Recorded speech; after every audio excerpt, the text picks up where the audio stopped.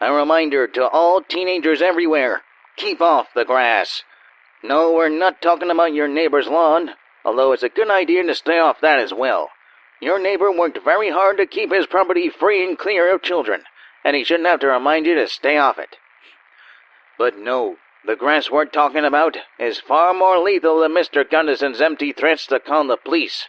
The grass known as cannabis, or reefer in some circles, is a poison more dangerous than all the world's drugs combined. This is because reefer is a gateway drug, and behind that gate are more harmful substances like heroin, cocaine, and angel dust. By surviving your experience with grass, you'll feel emboldened to try substances you wouldn't have considered otherwise, descending further and further until your checklist of drug-induced madness is complete. And what about grass itself? You might think on its own the effects are rather harmless, but studies show that even a single inhale can induce fits of laughter for no reason at all. Tommy here is on his 5th cigarette, and the list of things he now finds hilarious are astonishing. Tommy's latest joke involves running through a stop sign and driving his car into a playground full of school children. These are actions he would normally find abhorrent, but high on grass, there is nothing in the world he finds funnier than listening to their screams. As you can see, it's a slippery slope from trying grass at a party to serving life in prison for manslaughter. At the time, you couldn't have known just how dangerous it was, but the fact is, reefer isn't just a threat to your life. It's a threat to everyone around you.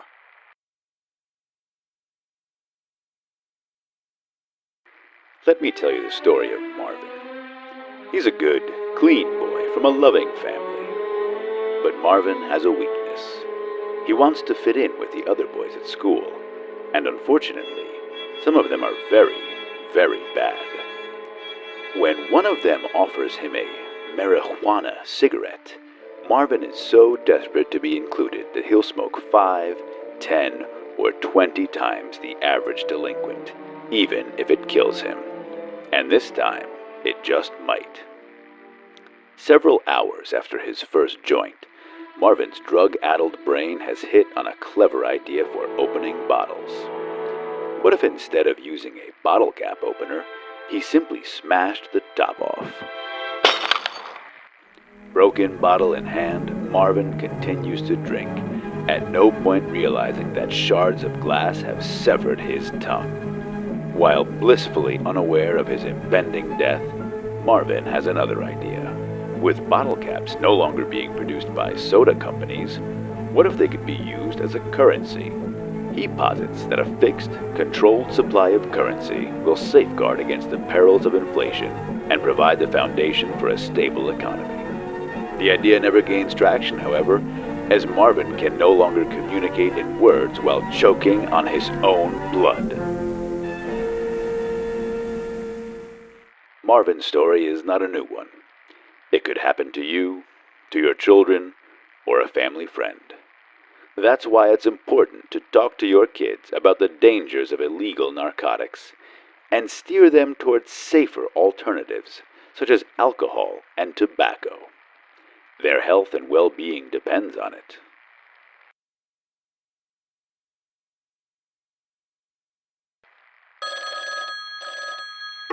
Stein Residence, Gertrude speaking. Hey, Gertie, I got some bad news. Billy at the shop needs me to cover for him. Something about bees in his pants? Oh my, that sounds serious. Yeah, supposedly he's only got a 10% chance to keep his dingling, but that's not why I'm calling, honey bun. I wanted to let you know that I'll probably have to cancel on our date tonight. That's a shame. Oh well, I'll see you when you get home, dear. Love you. Love you too.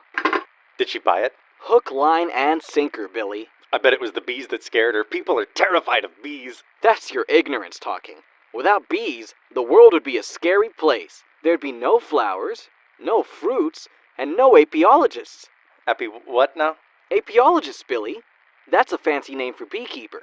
Now, if you want to talk about something scary, that would be the tarantula hawk. Is that some kind of bird? It's a wasp, and if you had one of those in your pants, the last thing you'd be doing is going to the ball game. Oh no, should I be worried? What if they have a taste for human flesh? Haha, no. The tarantula hawk, or cazador as they're called in some parts, is too small to eat humans. You're not gonna look up in the sky and find a swarm of them stinging people. And do you know who we have to thank for that? Bees? Sure, why not? In fact, when the ball game's over, why don't we go back to your place and I'll tell you about the time a bumblebee saved my life. Wow, bees really are man's best friend. And don't you forget it.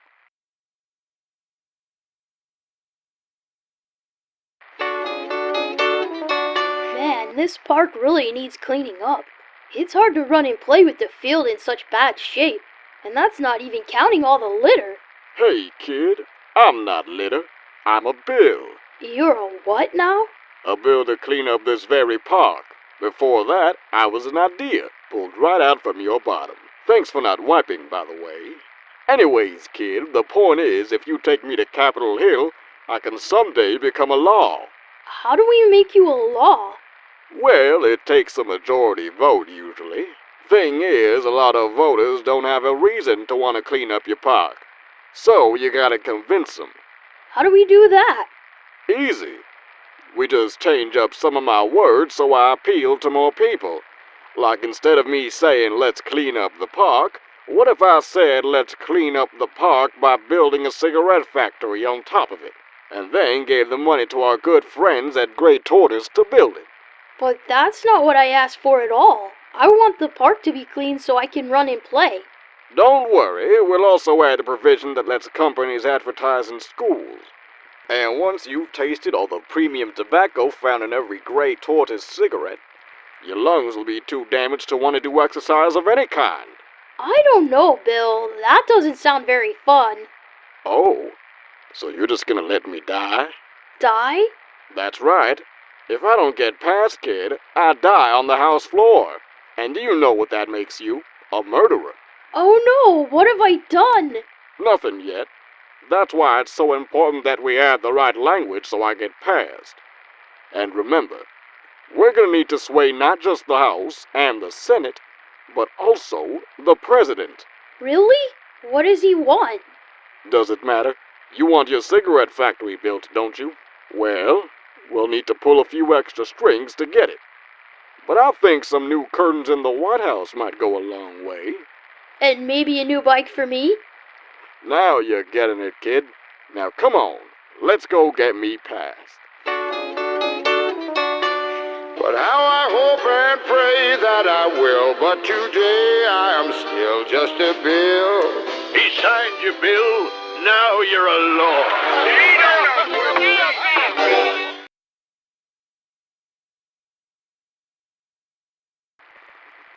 This is Brad. Every morning, he starts his day by refusing to get out of bed. It isn't until his mother drags him out that he even bothers to open his eyes. Wake up, Brad. It's time for school. Oh, have you been putting on weight? Does she have to do this every morning, Brad? Even if you're a hopeless lout, at the very least you could stop being a burden to everyone else. Meanwhile, your sister Karen has already gotten dressed and even has time to set the dining table. It's not that Karen likes mornings, far from it. But knowing this, she planned ahead by picking out her clothes the night before. And while she may be groggy, a bowl of sugar bombs and a dose of mentats is all she needs to get ready for school. And Brad, notice how Karen is never late for the bus. On the other hand, it's clear by that dog trot that you've not only missed the bus, but your shoes are on the wrong feet. Now the neighbours are pointing and laughing, not just at you, but at your parents for having raised such a helpless, clumsy child. And the embarrassment doesn't stop once you arrive at school. If you thought the neighbours were cruel, then you obviously weren't prepared for the jeers of your fellow classmates. Nice shoes, Brad, you dingus. Yeah, Brad, you dingus. Perhaps you even resent Karen, who, with the help of her mentats addiction, answered every question the teacher raised and got a perfect score on the recent test. After school, you find two of your classmates making eyes at each other. They're obviously having a private moment, but given your inability to read a room, let alone a book, you can't help but interrupt them. Hey guys, what you up to? Hey Brad, what are you doing here?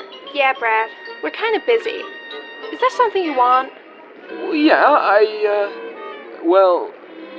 how's the weather? The weather? Why don't you just look out the window and see for yourself? That didn't go very well, now did it?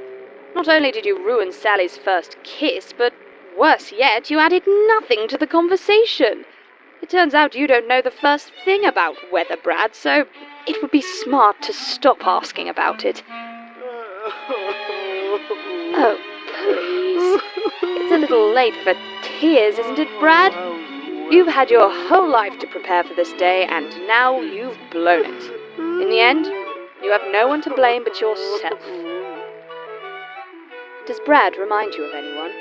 If so, there's really only one way to prevent deviant behavior like this. Preparation. By planning ahead, you can avoid making the mistakes Brad makes, or at least give yourself more time to correct them. Remember, in life there are rarely any real surprises. There's only failure to prepare for them.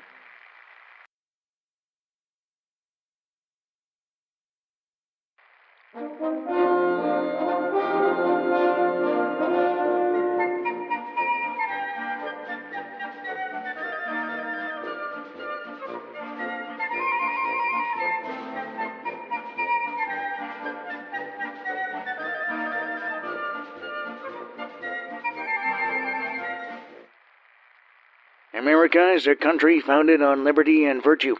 These are things that must be nurtured from generation to generation, lest they wither away to the vagaries of time. You might be wondering, why should I donate my free time to civil service? Well, let me ask you a question. Are you a citizen or a communist? It may seem like an obvious question. Of course you're a citizen. Most of you were born here, whereas some of you may have come here and taken the oath. But citizenship is about more than just being on American soil. It's about maintaining a loyalty to the principles this country was founded on, which is why many of you well-meaning individuals may be communists without even knowing it. Do you resent the good fortune displayed by our wealthiest citizens?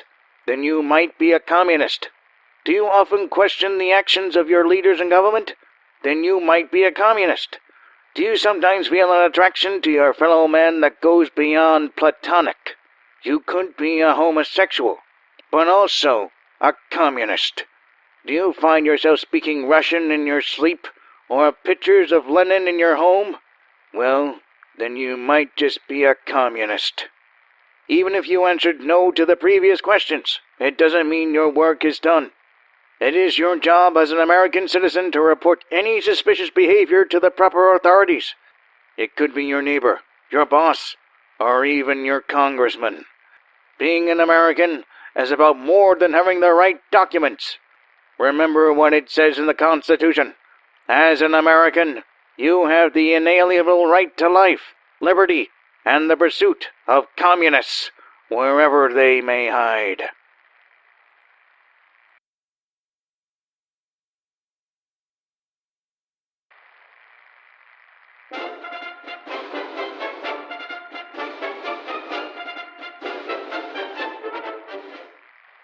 Did you know that the oldest known chameleon was found in Anhui, China? That's right, the very same country that serves as the capital for modern socialism. So it's not surprising that in recognizing a communist, physical appearance can sometimes be misleading. Many communists dress and behave like ordinary American citizens, blending into their surroundings just like their chameleon ancestors. So, how do we identify them? It's not an easy question to answer. That's why if you encounter someone you suspect is a communist, it's best not to interrogate them. In many cases, a left-wing activist will reveal themselves without prompting, usually by parroting the propaganda found in their Marxist newsletters.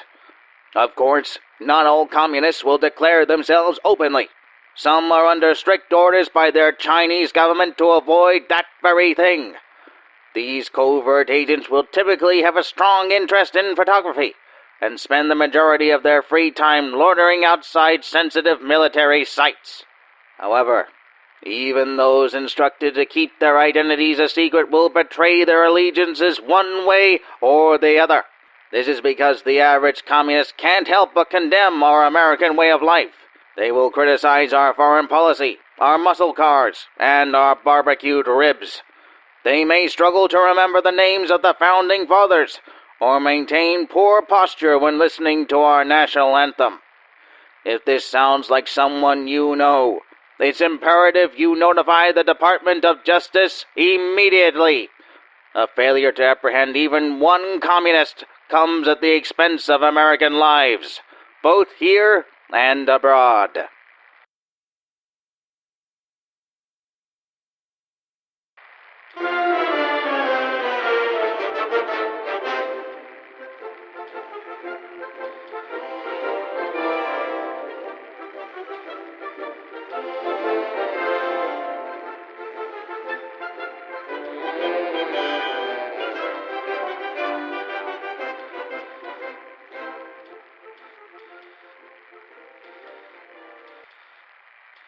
America. For many, it's more than just a country.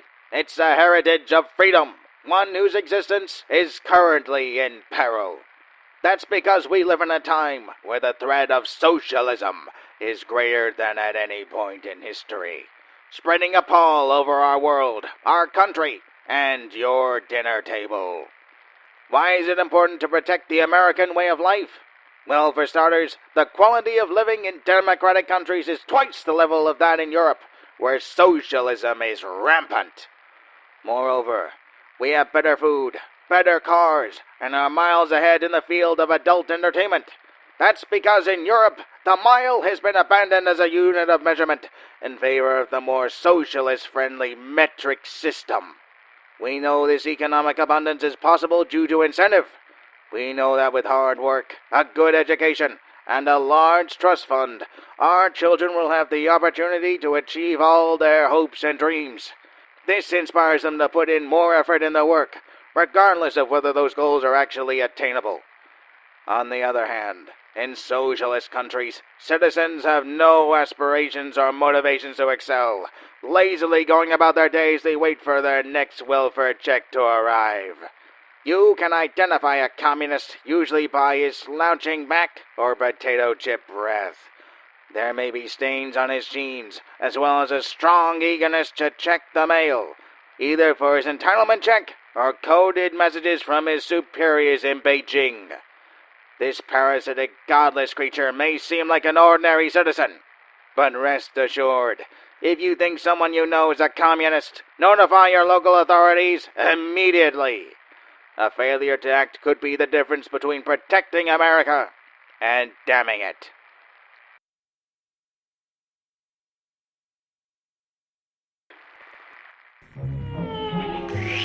What's he doing? Well, it's an old superstition. People used to believe that kissing a donkey would relieve a toothache.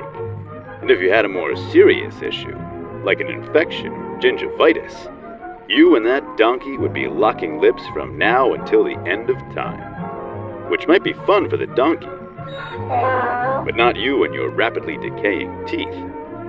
Luckily today, we don't lean on fallacies. Instead, we've learned the facts. In the past, people might have gone to the dentist only when they had a toothache. But today, we know the importance of regular checkups and preventative care. Yes, the fallacies of the past have given way to the facts of the present. And it's a good thing, too, because the way to a healthier mouth isn't down a donkey's throat. It's in your dentist's chair.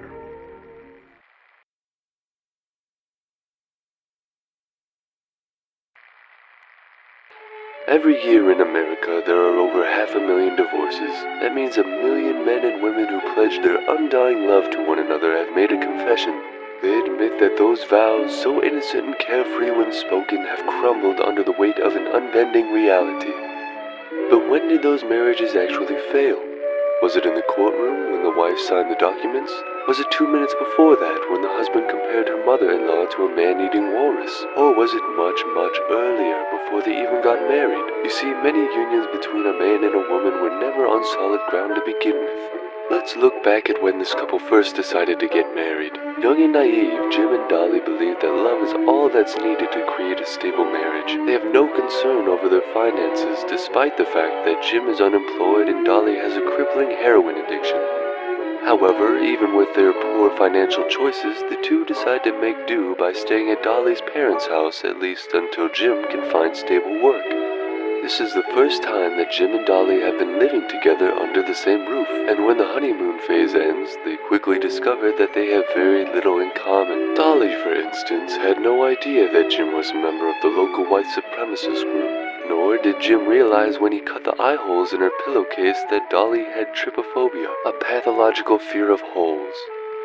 It's soon apparent that Jim and Dolly's love was based purely on physical attraction, and not the kind of deep affection that leads to a lasting partnership. Unfortunately, the realization came far too late, and they will now have to carry the stigma of divorce with them for the rest of their lives.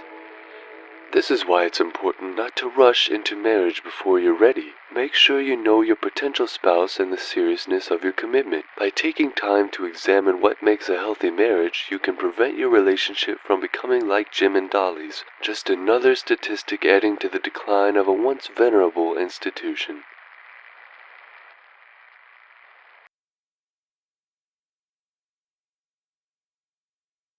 Dum-dum, beetle-dum-dum. Beetle-dum-dum, beetle-dum-dum. There was a turtle by the name of Bert, and Bert the turtle was very alert. When danger threatened him, he never got hurt. He knew just what to do. He ducked and covered, ducked and covered. He did what we all must learn to do. You and you and you and you. Duck and cover. Did you see what Bert the Turtle just did? He ducked, then covered. And while you may not have a shell of your own, you do have protection. Just as Bert's shell safeguards him from the impact of an atomic explosion, so does your desk, provided you duck and cover yourself under it. But how will you know when the bombs strike? Well, one of the signature elements of an atomic explosion is a bright flash, brighter than the sun, brighter than anything you've ever seen. If you stare too long, chances are it'll be the last thing you see too. Just watch what happens to poor Mary here as the radiation melts her eyes. And beside her is Daniel. He managed to turn away, but he didn't realize that the impact from the explosion could break windows and throw your body clear off its feet. As a result, Daniel was sent flying across the room where his body was pierced by the American flag. Meanwhile, Bobby here is safe and secure under his desk. He remembered to duck under his desk and cover his head. As such, the only radiation he'll be exposed to is the touch of Mary's irradiated corpse. But remember, nuclear war can come at any time. It can happen in the schoolyard, on the bus, or even in the restroom. If there is no desk or table available, duck and cover near a wall, a urinal, or someone whose life you value less than your own. When this film is over, discuss how you would duck and cover in various locations, and make sure you practice at least once a day. Doing so may very well save your life. Duck and cover. Duck and cover. He did what we all must learn to do. You and you and you and you. Duck and cover.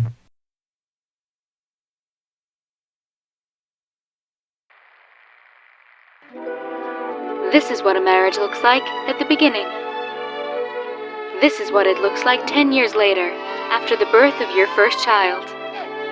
And this is what it looks like 20 years later, when you and your partner are going through a messy divorce that statistics say is almost guaranteed, provided you're an atheist. Marriages built on faith, however, provide the foundation for a stable, loving union. You and your spouse can work through your issues, knowing that if one of you doesn't, a fiery hell awaits you both for breaking your vows. To find out how to put religion first in your home, visit your local church or synagogue this weekend.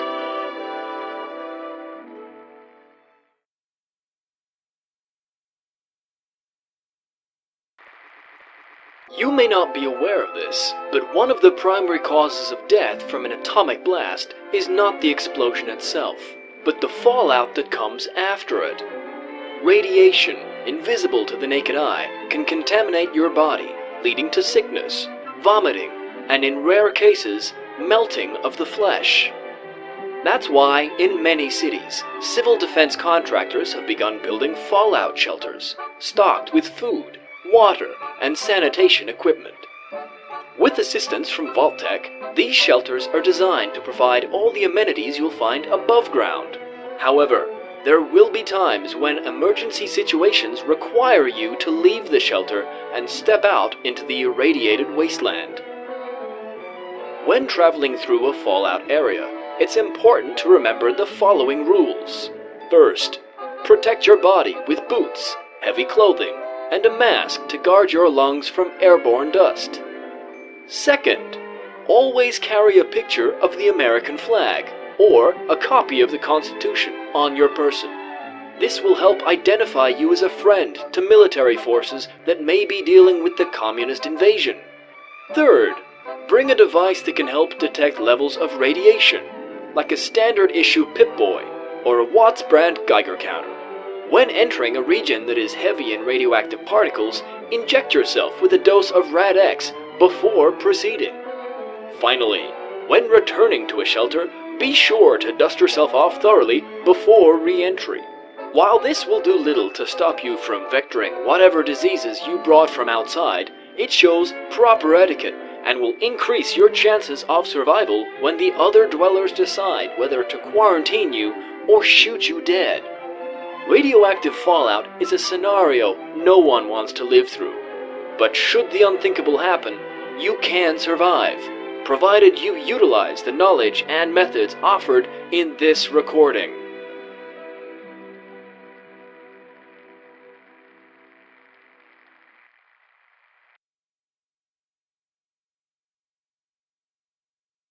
So, Linda, how's school?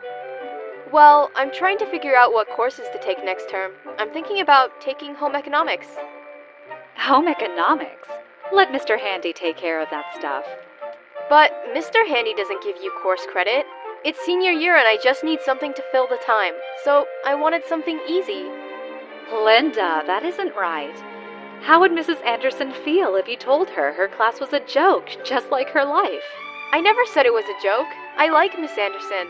You have a strange way of showing it. You take that class and you're wasting her time and yours. So, what class should I take? None of them really interest me. Not everything has to be interesting.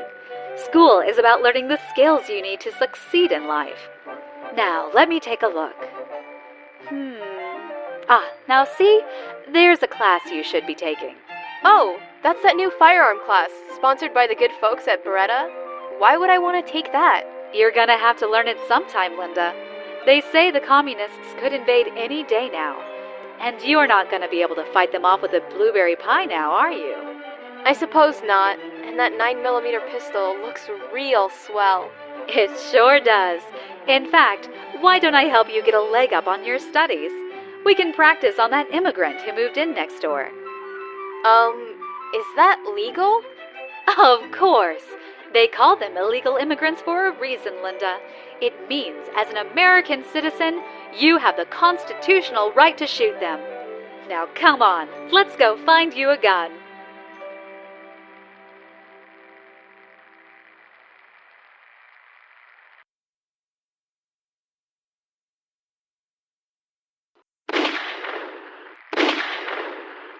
Gosh, Molly, you sure are good at shooting. I haven't seen you miss the bullseye once. Oh, Ted, I'm not normally this good. I just happen to be on my period. Your period? What's that? It's something all girls my age have to go through. It means blood is coming out of my uterus, which in turn increases my aggression and focus. Golly, I wish I could have my period soon. I'm a lousy shot.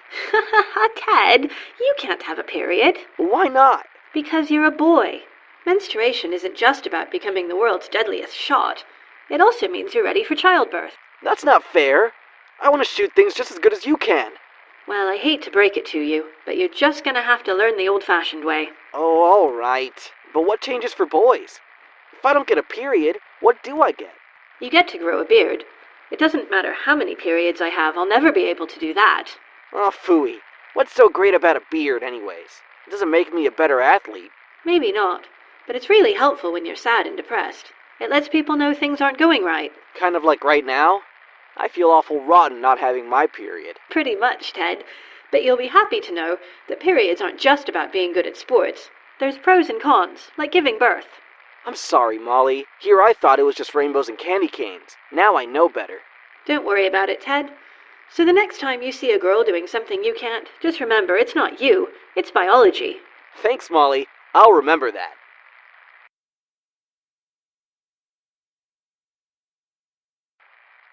What's that over there, rustling in the bushes? It looks like an adult male, roughly between the age of 20 and 45. And what's that black device in his hand? Why, it's a camera, and it's aimed right at your bedroom. Now you might think this is just a bit of monkey business, that boys will be boys. But these actions go beyond mere adolescent hormones.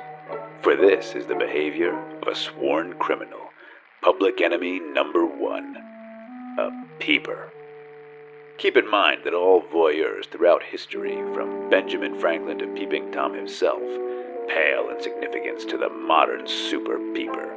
Armed with his Kodak 8mm sharpshooter, this photophilic fantasizer takes ownership of your most private moments, all with the push of a button.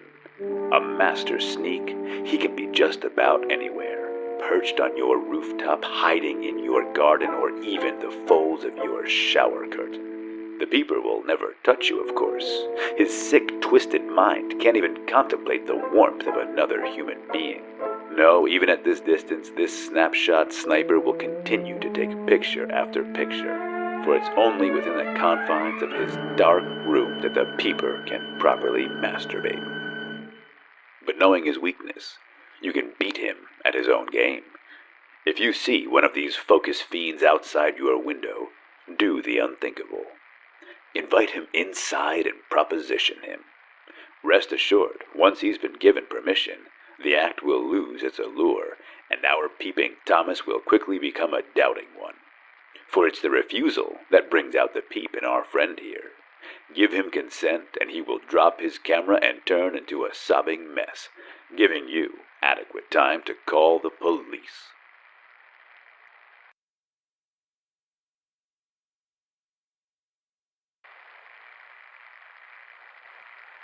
It's a question every young woman asks themselves from time to time. Popularity. What is it made of? And how can I get it? Well, it's actually quite simple. Let's take a listen and see what makes people like one person and ignore another. Wow, who's that? Oh, that's the new girl, Helen. She's real swell. But what makes her swell? What makes her different from the other gals? If I had to take a guess, Tommy, it's probably her bazookas. But also her dignity. Hey boys, mind if I sit down? This is Lucy. Unlike Helen, she thinks the key to popularity is to park herself in the back seat of every car in school. When Tommy brags to the other boys about reaching second base, he learns that the other boys have already rounded third and are making a rather large pile at home. This makes him feel less important. It doesn't matter that Lucy has many interesting things to say. Being at the top of her class in history, arts, and robotic engineering. In fact, these traits only make the boys feel more inferior. When she brings up the latest advances in Robco's facial recognition software, it makes Tommy feel stupid and weak. Actually, Lucy, that seat's taken. All right then, see you around. The truth is, that seat wasn't taken, and Tommy won't be seeing her around. Rather, Lucy's intelligence, small breasts, and active sex life makes her unpopular with both men and women. Helen, you need somewhere to sit? Helen! Minutes later, we see Helen being waved over to the very same table. Is it her appearance? Her manners? Or maybe it's because Helen knows what it really means to take a back seat. Hey, Helen, want to go check out the Grognak film after school? Or maybe we could go to the weenie roast if you like that better. Sure, either one is fine. Truth be told, Helen has no interest in Grognak or roasting wieners of any kind. But unlike Lucy, she keeps her opinion to herself and does her best not to embarrass Tommy in front of his friends. This makes Tommy feel like he's in charge and confident in what a woman really wants. And it's not just the boys. Helen pretends to be just as interested in the girls too. Pretty soon, she's the most popular girl in school. So if you want to gain the respect and admiration of your peers, be like Helen. Dignified, concise, with a large bosom, and you'll find yourself sitting at the head of every table.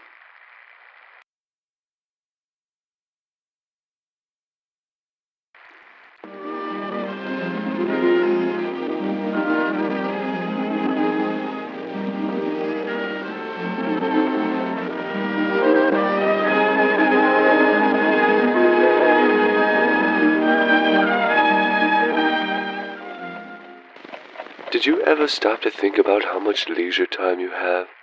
Some of us put this time to good use, and then there's Michael. He doesn't do anything constructive with his time. Instead, he chooses to lie on his bed and look at naughty pictures. Stop that, Michael. God is watching you. Well, what am I supposed to do then? I went down to the bowling alley and I hung out at the drugstore. None of the gang was there. So I just sit here and wait for supper. Michael doesn't realize how lucky he is. Most of his friends don't even have time to be bored. They spend their days working, whether it's at home or on the job. Even those who don't have jobs find something productive to do. Dave, for instance, spends his day at the park identifying birds. It's a pleasant way to pass time and helps him remain abstinent by making him unattractive to his fellow classmates. Here's Mei Ying, who spends her leisure time learning how to sew. That's something she'll be glad she did when she's older, working in a sweatshop in her native China, and right now she gets a big kick out of it. And lastly, here's John, who spends his time playing the piano. He's getting a lot of pleasure from his own accomplishment, the lasting kind you don't get from your pin-up girls. So that's what they're all doing. No wonder I couldn't find him. I guess I should figure out something to do with my time. But how do I know I'm using that time well? It's always good to start with something that interests you, as well as things you have a talent for. You know what? I'm really good at drawing. What if I worked on my sketches? That's a start. And what if I drew them naked? Then I wouldn't need to spend money on those magazines. That is not what I meant, Michael. Thanks, mister. You've been a real help. I'll get my pencil and start right away. And maybe someday, I might even make a business out of it. Well, what about it? Will his hobby give Michael a chance to change? Can he learn while doing it and perhaps prepare himself for better living? And what goals do you have for your leisure time? Will you let time slip away from you, or will you use it well?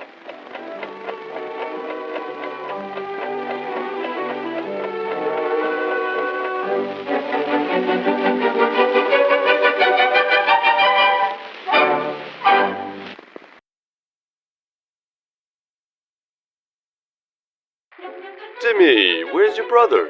He was supposed to be at practice an hour ago.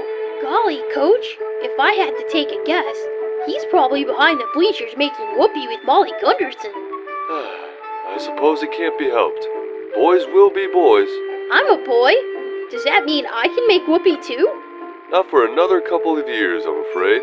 But how will I know when it's my time to go behind the bleachers? Oh, you'll know, believe me. You'll start to notice, well, changes to your body, so to speak. Are you talking about my wiener, Coach? As a matter of fact, Timmy, I am. See, when you reach adolescence, certain parts of you will grow and mature, that included. But what if it doesn't? Well, you can always do like I did and buy yourself a nice big pickup truck to compensate.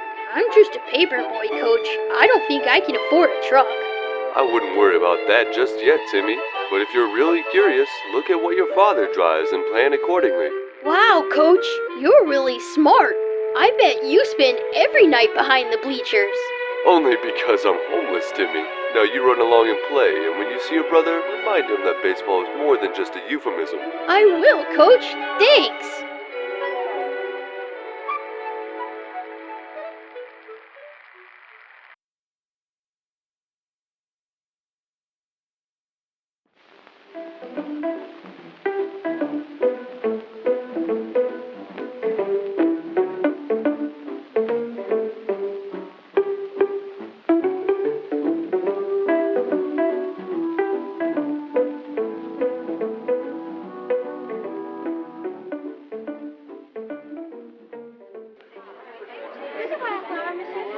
For most adolescents, social life is a dominant interest. In fact, every school has several groups or cliques that they belong to.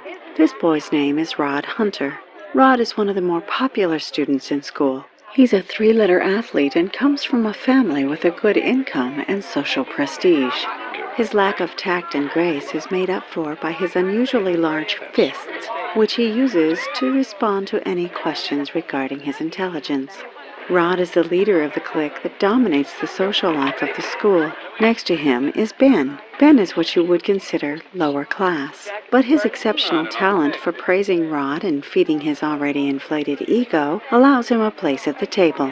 He's what psychologists would call a rider, buying a first-class ticket on Rod's coattails to total acceptance. Then there's the middle case, Susie Summers. She belongs to the clique and has worked tirelessly to build her modest collection of friends. Yet she doesn't enjoy the same popularity as Rod, perhaps because, unlike him, she is unwilling to strangle those who would question her place in the circle. Of course, there are exceptions to the general rule, voluntary isolates like Peter McGibbon. Peter has no interest in the group or the joys of knowing a woman's touch. He prefers the smell of a fresh pack of baseball cards or the latest Grogneck comic book. And lastly, we have our fringe cases, like Marion Ellsworth. She seeks acceptance into the group, but for some reason, she hasn't quite made it. Mostly on account of being a General Atomics robot, a fatal flaw given Rod's paranoid fear of an android rebellion. But to gain better understanding of the dynamics at play, let's watch these teenagers in their natural element so we can learn more. Boy, the wheels are sure buzzing today. You think nothing ever happened around the school except what they do. We'll be hearing about that party for weeks. What party are you talking about? Don't tell me you haven't heard. Susie Summers is giving a party Saturday night for the social set of our class. I thought you'd be asked, Marion. We used to know Susie real well, and you lived in the same street and everything. Gee, I wonder if Susie will ask me. You haven't heard it? You mean to tell me that you haven't heard it? No, I haven't heard it. Here, play it. It's really terrific, Susie. Wait till you hear it. Excuse me, ladies. I have a special request.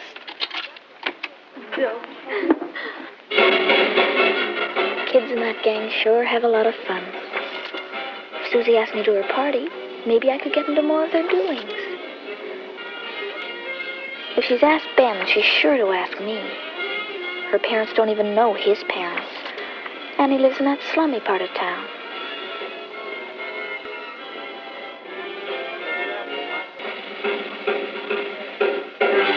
Hey, give me another dime, eh? Quick. Oh, here, I've got one. Marion, I didn't know you cared. Here, you sure you can afford a whole dime?